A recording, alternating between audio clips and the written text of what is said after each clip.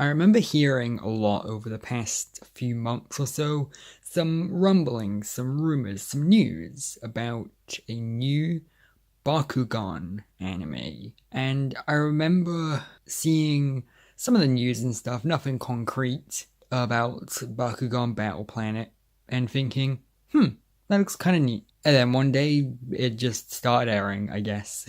This is definitely the most discreet start for a new anime I think I've ever seen, because I've seen a lot of people kind of interested in it, but like I didn't know anything about it. And then I go to look stuff up to do with it, and it turns out 7 episodes have already aired. Yes, really. It's just kind of stealth launched, I guess. And yeah, I'm gonna outright say I liked what I saw. Now, to back up a bit and give some background, I did watch the first Bakugan as it aired back in like 2010, 2009. I think it was 2010. I think I watched the first series and the second one. I think the second one was called New Vestroya, where like they go to the planet that the Bakugans are actually from or whatever. And then at some point during that series, I stopped watching. I don't know why, and I haven't seen anything Bakugan related since, and I don't even remember much from what I saw. I remember it being a fairly generic anime. It was a fun little thing. From what I've heard, this is a remake or a reboot. Nothing from this looks even remotely like what I remember seeing from the original. I think the main character still has the same name as the main character from the original Bakugan. Jeez, I keep getting Bakuman and Bakugan mixed up because both of those things are 2 different anime. And I think the general premise of like, oh, a thing happens and now Bakugan just mysteriously appear on Earth, that is the same too.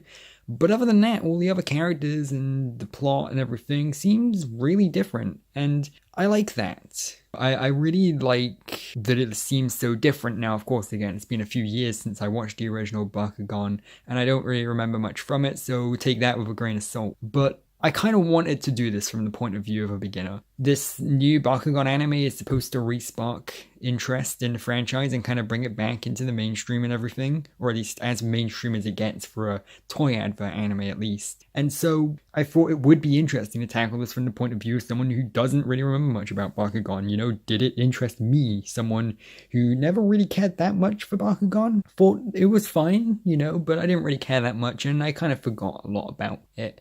Yeah, no, I do like it. The first thing that stands out about Bakugan Battle Planet is it's very American. It's very American, actually. Like, it's a Japanese anime animated by a Japanese studio, but it's also got Man of Action working on it, which is the studio that worked on Ben 10 and Generator Rex and so on and so forth. So it's like a split effort, like half and half done by America and half done by Japan. And because of that, it's already aired in America, but it hasn't aired anywhere else yet. It hasn't aired in Japan yet, actually. It's going to soon. I think it's February that it's going to air in Japan. But I find that super interesting that the West is taking prominence here. Maybe Bakugan did catch on more in the West than it did in Japan. That would explain why they're taking the shift. And the rest of the anime definitely takes cues from that. For example, the episode structure is very weird because unlike most other animes I've seen, it is actually 11-minute long episodes, which is very common in cartoons, but not so much in anime, and that very much stuck out to me because I'm not used to seeing that in animes, especially ones like this. And it took a while to get used to, and it does tie into my biggest problem with this anime. But overall, I think it kind of worked because it kind of warmed on me after a while. It's very American. The character designs feel very kind of American too. The entire thing feels very half American, half Japanese, and I quite like that. It gives it its own interesting, unique identity that already stands out a bit more than its original predecessor. Because whether you want to admit it or not, the original Bakugan didn't have its own amazingly unique identity. It was very much, we're chasing after the whole, like we're trying to make our own thing. It's very in the middle between Yu-Gi-Oh! And Beyblade. We want We want like the card game elements of Yu-Gi-Oh! And the rollable playable toys of Beyblade. Whereas this has gone for its own very unique kind of angle and twist that I think works for the most part, and it makes it very charming, and it's going to be very interesting to see if that will let it catch on. Because I am very interested to see if it catches on. I'm not sure if it will over here because it's airing on Cartoon Network, and Cartoon Network is known as Teen Titans Go Hell. So I don't know if it would really catch on here. Maybe if it was on Netflix or somewhere, then it would have a better chance, but who knows? I mean, again, it doesn't really matter. The show itself catches on because, well, as long as the toys sell, you know? It's a very interesting show to think about. My biggest problem with this show is its speed. It's very fast, I think. And I feel like part of this is due to the 11-minute episodes, because 7 episodes have aired, but those 7 episodes have been 2 11-minute episodes combined. And the first one is a 2-parter, which kind of goes together to create a full episode, and then the rest are 11-minute episodes, so it's technically 14 episodes rather than 7. But even the first episode, which is a 2-parter, which is the full, 22-minute episode thing, even that one is structured and paced like an 2 11-minute episodes. It doesn't have much breathing room, and that's my biggest problem. My biggest problem is it's a little bit too fast-paced. I think it needs a little bit more breathing room, a little bit of time for things to kind of slow down and kind of soak in the tone, which is a very similar problem I had to Beyblade Burst. However, it fits this better. I feel like Bakugan Battle Planet gets around this issue a lot better than Beyblade did, because Bakugan, at least Battle Planet at the very least, isn't necessarily fussed about you taking it seriously. It does have a story, like you would be forgiven for thinking that since it's only got 11-minute long episodes, that it wouldn't focus on the story, and it would be the whole, we're setting back to status quo every episode kind of thing. But no, there is actually a story that progresses. All the characters slowly progress. We get introduced to new characters over time, and they come back in later episodes. And it's really neat, and I really like that aspect of the show. And it's really interestingly done, but I do still feel like it has to have some more breathing room. But even then, it is trying to be the spectacle. It is trying to be like a lot of action, a lot of jokes, a lot of this and that, a lot of colors to kind of keep the kids distracted. And I feel like the reason this works is because it is so aimed towards younger audiences. This is clearly aimed at younger audiences than most card game anime. In fact, this has taken the card game out entirely. The original Bakugan, I remember very specifically being a card game. It was a card game with these like metallic cards, and what you do is you would like roll these balls, which were the Bakugans themselves, and they would like land on the metallic cards, and it would activate the magnet inside of it, which would like spring the thing open, which is really cool. But this anime, I'm not sure about the toy line, but this anime has completely gotten rid of the cards entirely, and it's just about the ball rolling now. And I'll admit, as a toy advert, the Bakugans do look cool. I don't know if they're cooler than the original ones. I genuinely don't have any real frame of reference, but they do look nice, and I feel like depending on how cheap they are, they would make for a very, very nice collectible toy. The actual game of Bakugan, at least in the anime itself, takes the very kind of scan-to-go route of having it be mainly focused on a spectacle, having it mainly be, look at these two things fighting each other, and look at that, and forgoing a lot of the kind of strategy. It has little bits of strategy and depth here and there, but not much. And I think that works because the episodes are 11 minutes long.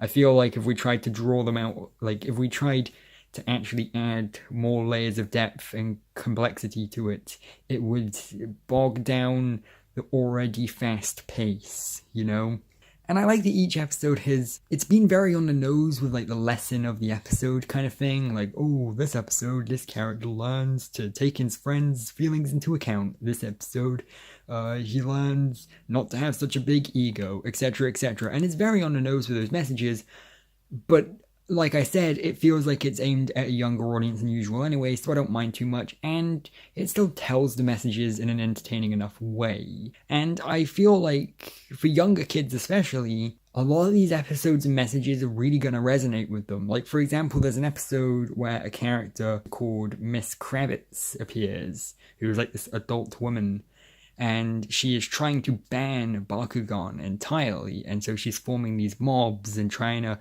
kind of sabotage a Bakugan to kind of make the other adults think that it looks evil and bad and that it should be banned. And that gave me very distinct flashbacks to when real life parents did the exact same thing to Pokemon.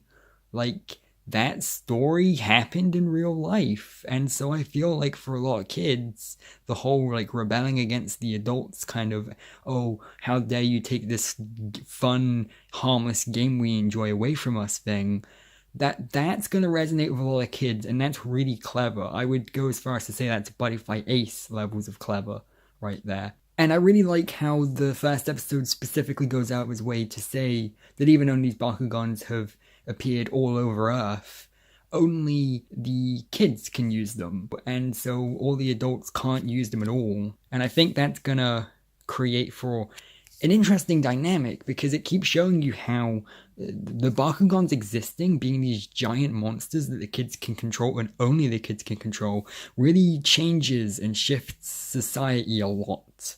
And the parents and adults don't really like that, and so you have the episodes where they try to ban them, and so on and so forth. And it makes sense. It's actually really clever. A lot of things make sense in universe, and because these are giant monsters that can actually destroy things, it makes the whole, oh, why are they playing this dumb card game to settle every dispute and argument thing, it makes that make sense. It contextualizes it in a way that makes sense. Because if you were a little kid that had access to a giant fucking monster that could actually destroy things, then yeah, you would. And even better, they have this thing, this like dome thing that they can launch out that will like cover the surrounding area, which will automatically fix any damage that happens during a Bakugan fight too, which means the writers can decide whether or not they want damage from a battle to be permanent or not. It's really clever.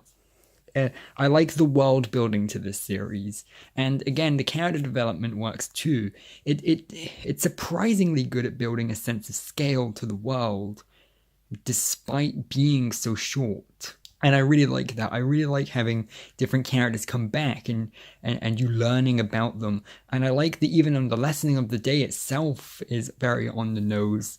Not a lot of the rest of the show is. Like, for example, we had that episode with Mrs. Kravitz, who tries to ban Bakugan and everything. And at first you think, oh, maybe she is someone who's genuinely just, trying to get it banned. But then slowly over the course of the episode, you start to realize, wait, no, there's something up with her. She's not actually trying to just ban it. She's just looking for an excuse to take the Bakugans off of the kids so that she can use them and sell them, presumably. And then she comes back in a later on episode being a bad guy again. You're like, oh, okay, cool. I get it now. And I like that. And I like that it has those characters come back, but it also leaves a little bit of room between the characters coming back. And I like that we've got such a big cast of like villains already. But, like, they're relatable villains. They're not villains that are necessarily just trying to destroy the world or anything yet. Of course, for all I know, they might in a future episode or something. But I don't know. So far, it seems like it is very much kids arguing and so on and so forth. And I really like how that's handled. I would love to, of course, get into, like, specific episodes that I really liked and specific ideas and concepts I really liked. But overall, the main thing I have to say is that it's just a really fun show. And I feel like nowadays, now that shows like Yu-Gi-Oh! And Cardfight Vanguard are currently taking themselves too seriously, I feel like a show like this is kind of needed. And it's doing wonders, and I really like it. It's a visually nice looking show, not the best show ever in terms of the visuals or anything, but it's still nice looking. The character designs are fairly decent, and the animation's pretty decent too. The CGI ain't great, but it's used tastefully, I guess. It's only used on the Bakugans themselves during like the monster fights and stuff. Yeah.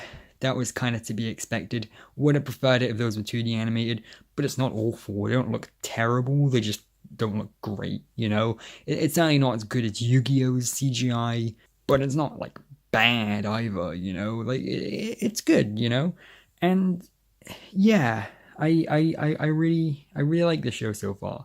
I think it's now, of course, this is me and as an adult saying this, so I have no clue as to how correct I'm being, but I really think this series is going to have a really good job with resonating with current kids. It's blending in modern ideas like the internet and recording videos and social media and stuff like that in a way that didn't make me cringe to death, in a way that I would actually argue is a little better than how Buddy Fight Ace did it.